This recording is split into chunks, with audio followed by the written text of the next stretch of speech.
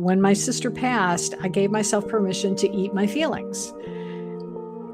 The problem is I kept eating my feelings even as my grief got better and eased up. So be careful.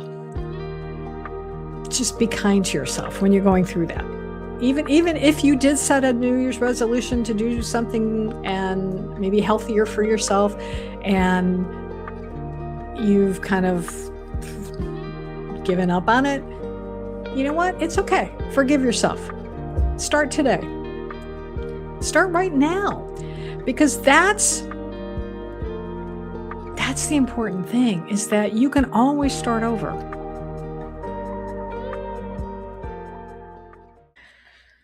Namaste. I am Gloria Grace Rand, your midlife empowerment guide, and today's episode is all about habits and how you can make change really stick.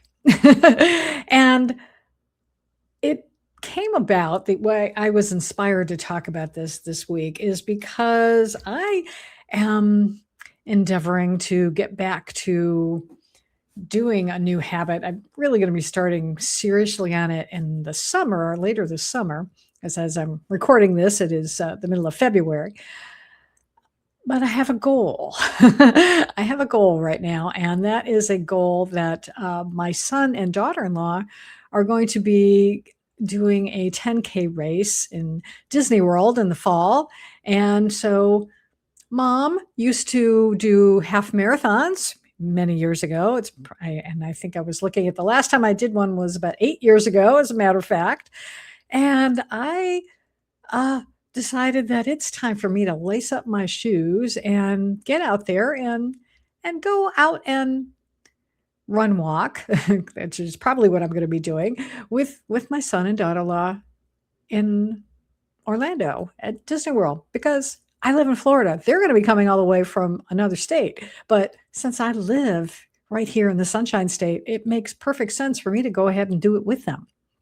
So I signed up for that, and I'm going to include a link in the description below, because I'm actually running for a good cause. I am doing it to support STEM education, and which I think is really good. And if you're listening to this podcast or watching it and you're not in the United States and you're like, what the heck is STEM education? It's basically science and technology education. So helping young people to be able to learn and be able to then get careers in technology, engineering, science. And both of my son and my daughter-in-law are both they're involved with cybersecurity. So this is right in their wheelhouse, especially. I'm very proud of them that they're both involved in technology. So yeah, I want to be able to help other young people do that. So I'm going to do that. And not only that,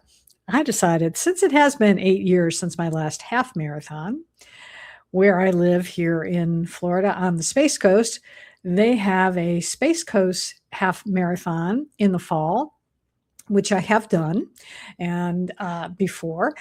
And I decided that, what the heck, I'm going to do the half marathon as well.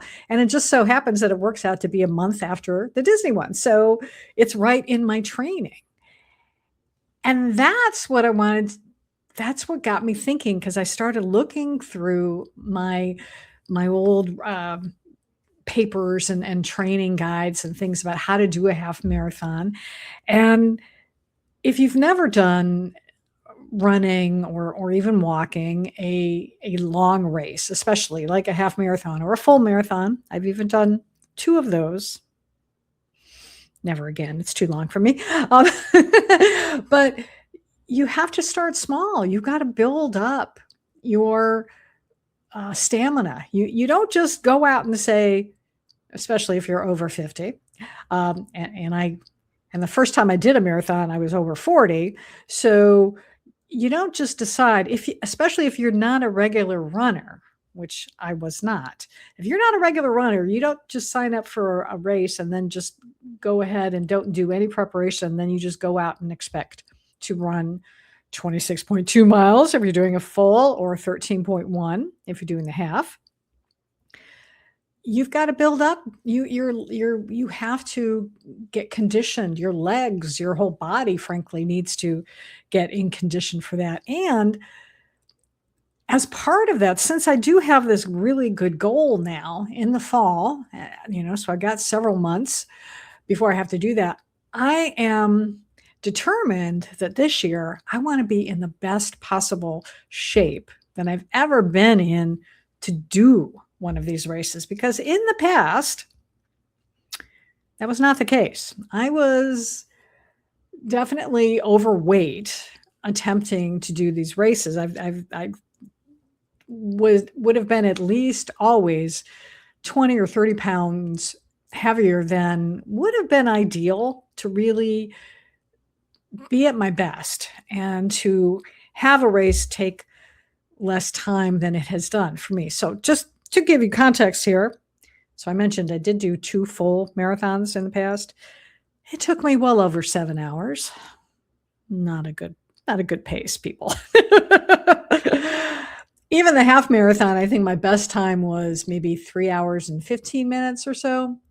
That could still be a little bit better if I was in better shape. And so, get back to these habits. So what I'm going to do, I'm not going to start actively run walking until probably June. But in the meantime, since I have several months between now and then, I am going to start doing like a long walk every weekend.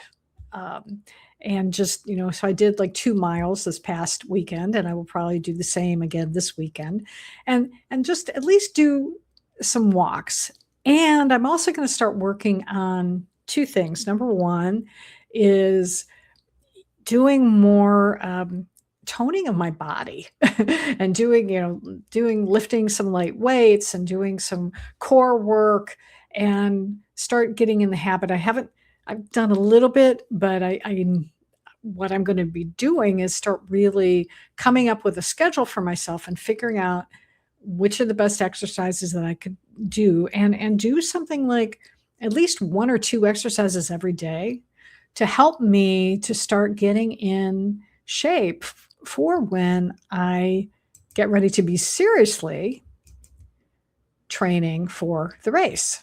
And I'm wondering why I'm not able to. Oh, there we go. Okay. Sorry for those of you listening to the podcast, and I was trying to change how the video looked. So apologize for the little glitch there, but I figured it out.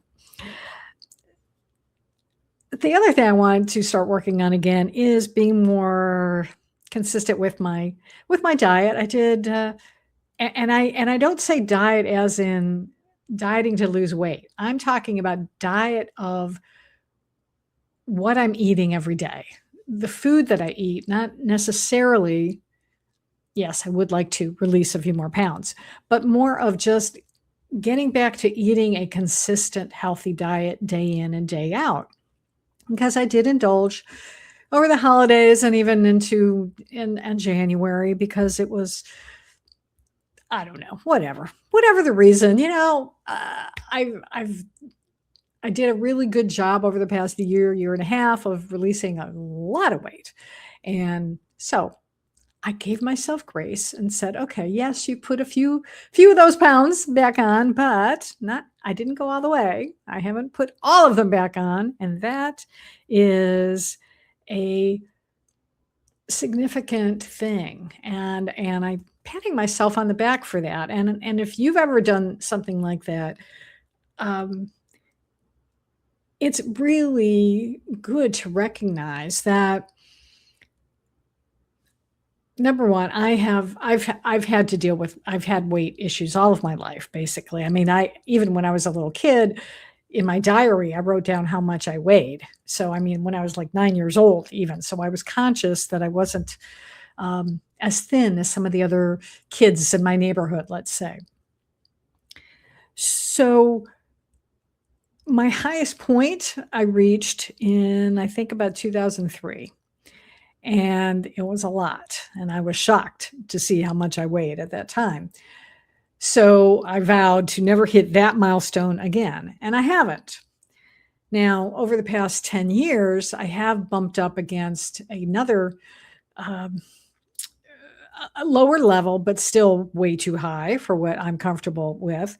And so now that I've been able to stay off of that for over a year, well over a year, even getting into 2 years now, I've I've developed a new set point so that now that is my top weight that I'm never gonna get to, and so now I'm working on making the weight I'm at now to be the next set point so that I never wanna be heavier than I am right now. I because it's still I'm okay, but I felt better when I was a little bit lighter, like I was last fall. So I'm gonna get there. I will get there again. And the way that I'm gonna do that is by, number 1, taking it one day at a time, especially with the food, that's really important. Um, and just starting small with doable things that I can stay committed to. And if you've, ever, considered whether you wanna do a new habit, maybe it is you wanna start a new exercise program and especially this time of year, we're into February. If a lot of people who set New Year's resolutions in January, by the by now that it's 6 weeks into the year, they're letting those slide.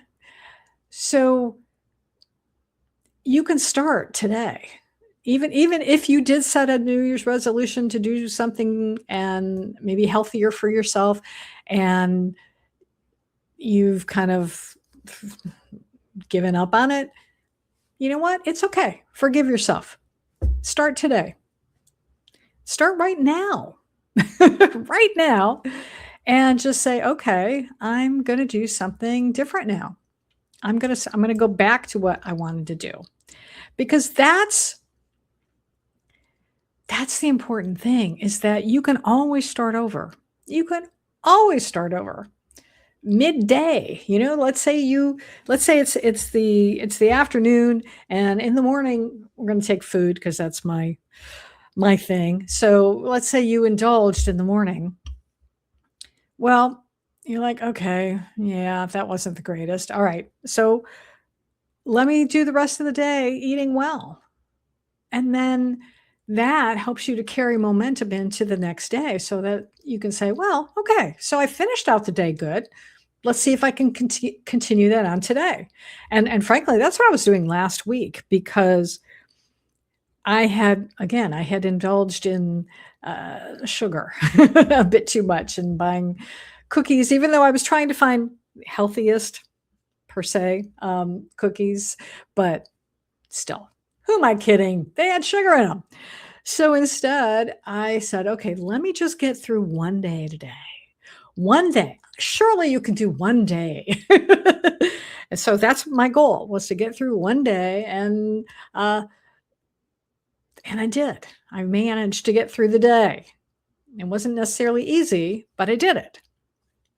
And so day 2 came around and it's like, okay, I'm not even going to think about what I did yesterday. Let me just get through today. I'm going to pretend today is even just day 1. And so let me just get through today. And by day 3, it was getting easier. And that is the wonderful thing about habits, is that when you are consistent and you keep doing it day after day, they really do get easier to do. And I was doing some research before I got on today to record this, and here's some really good news for us women in midlife, is that studies have shown that we're actually better at adopting new habits because we often have strong self-regulation and the ability to delay gratification, like I was able to do. So now, there's a little caveat though, because habits can be harder to sustain if you're trying to establish one while also going through some big disruptive lifestyle overhaul.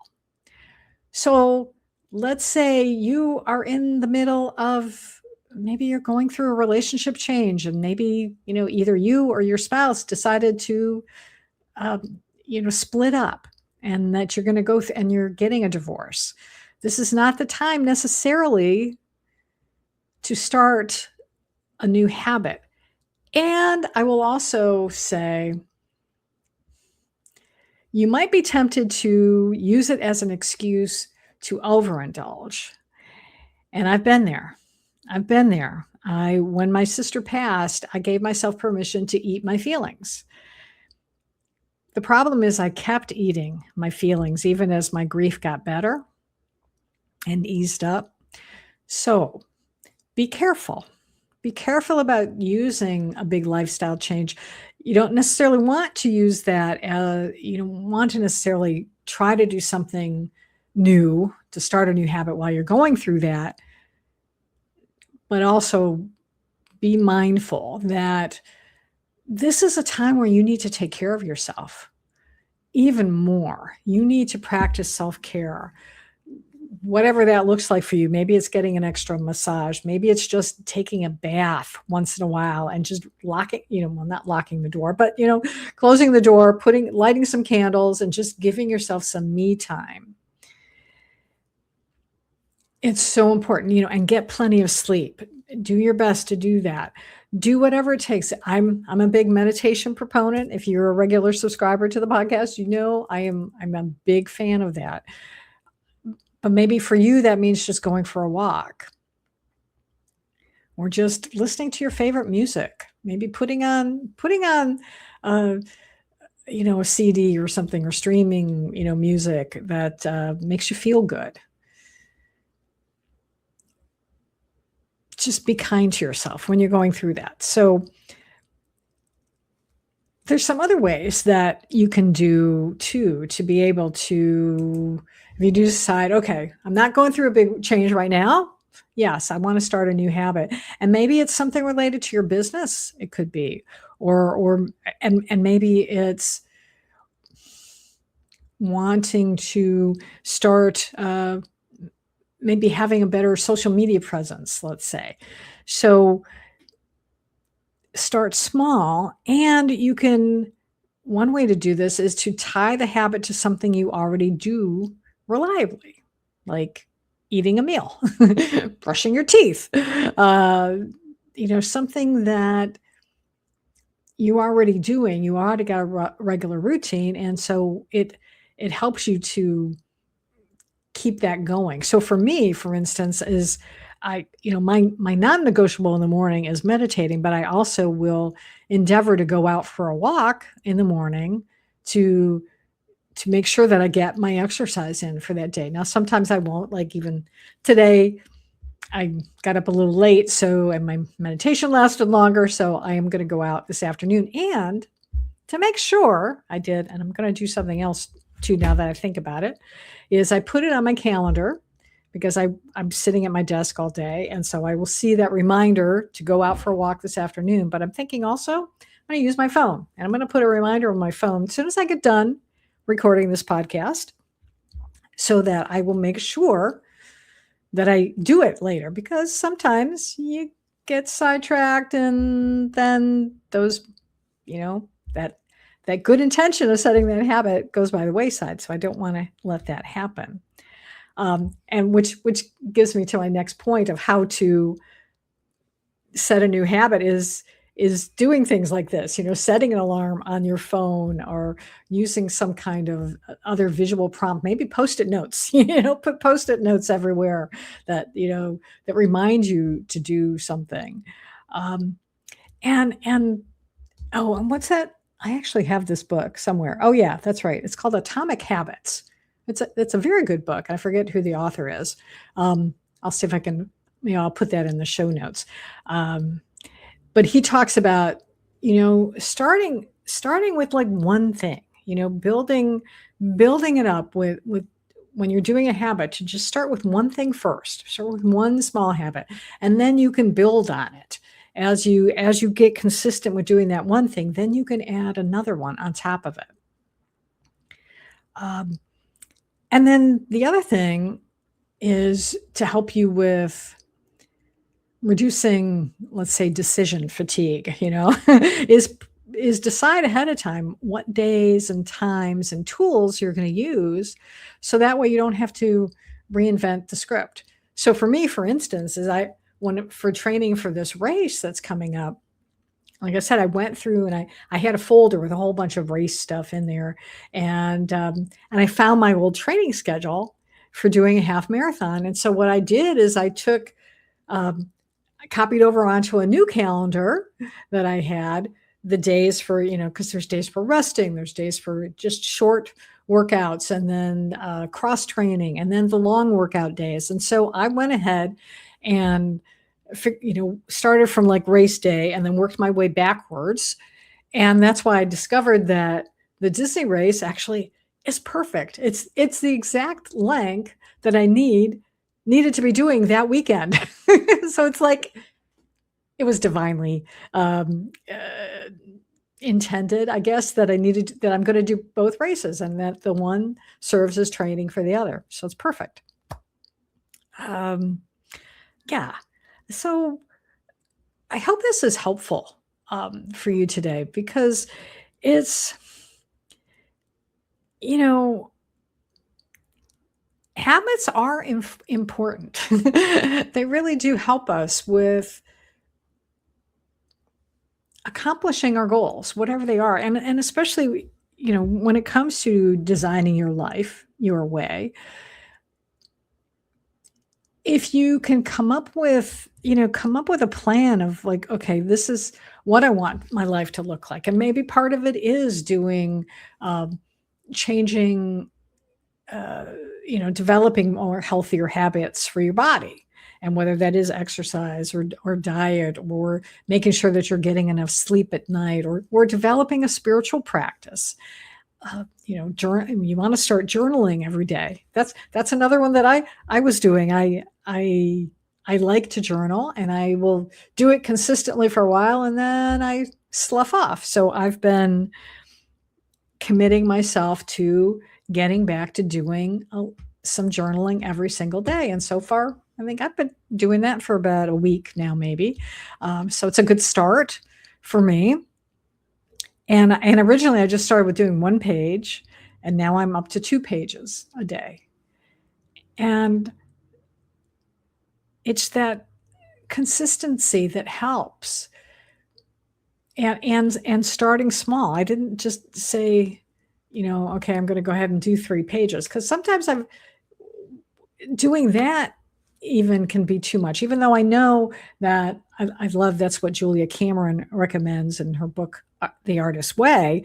But sometimes 3 pages can seem like a lot.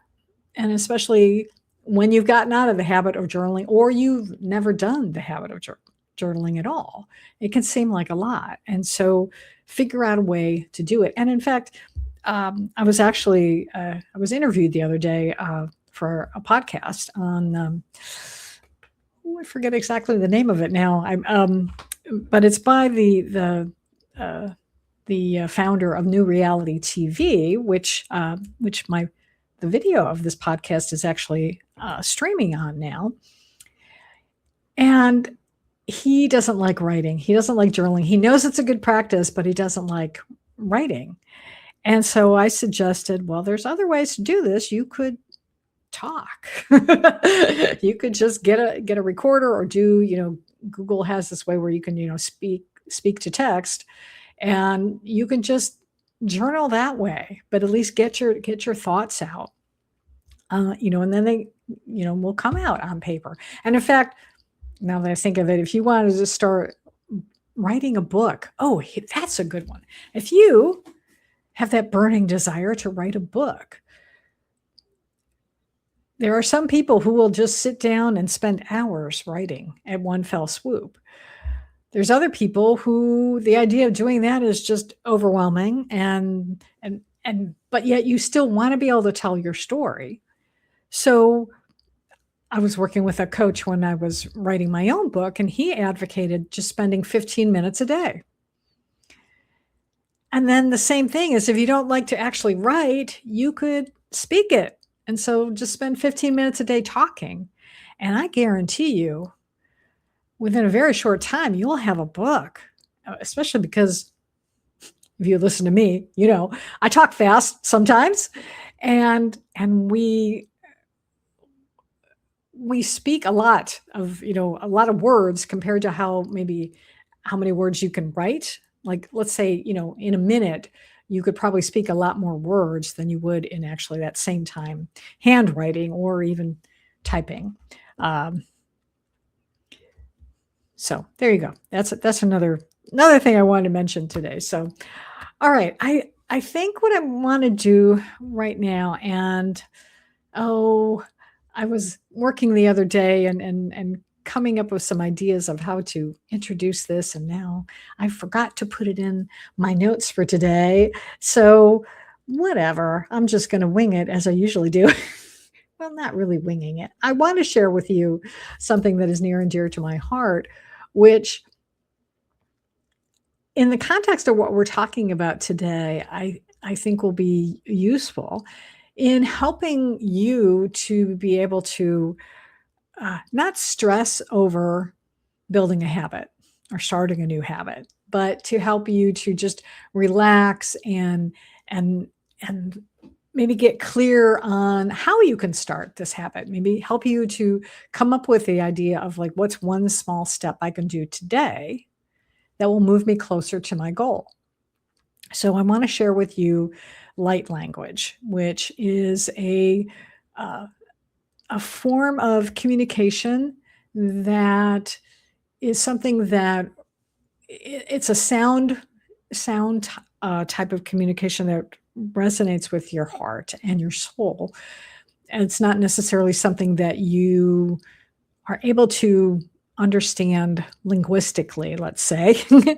um, and I would encourage you to have an open mind when listening to it, and an open heart also. And just set aside the next few minutes of just relaxing into what you hear me speak. I may speak, I may sing, I might do both. It's sort of up to my higher self and my connection with the with angels and other multidimensional beings that um, are so wonderful to share this with me and with you. So, what I would encourage you to do right now is, if you are listening to this podcast and you are driving a car, to pause and come back when you have a few minutes where you can just sit down and even close your eyes, just have an opportunity to just relax and yeah, and just be open to whatever comes through, and set an intention that whatever you do here will be for your soul's highest good. And that's what I always ask for, and the highest good of all concerned. So, yeah. So sit back, take a breath, and hope you will receive what I'm about to share with you with the love that is intended for you.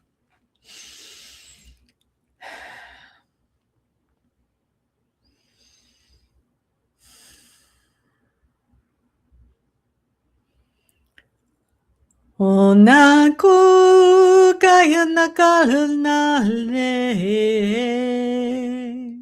Shonnoko anake ante Shonnokoria makaria pinkare depa Karia no kushakin garia toko Mania no kolia tamaria no kushatoko manoko Arakria tokria vunkare Pa shanio no kuaba Hala kriyato ki an shanno kuriyabi.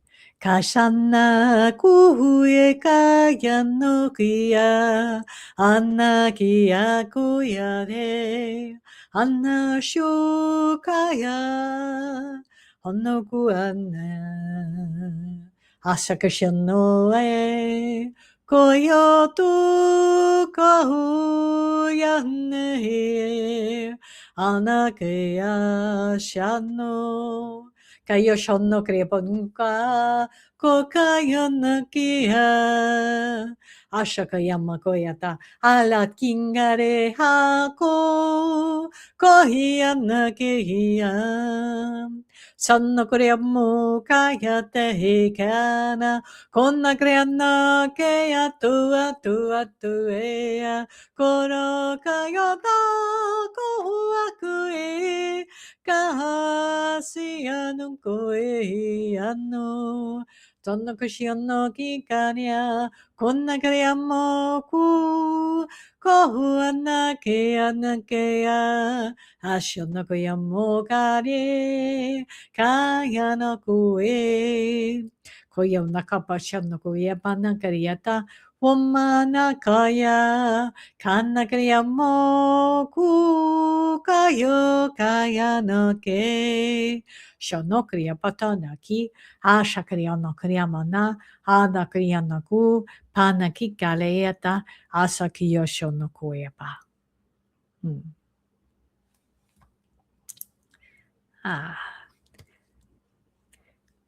Hope that landed with you. And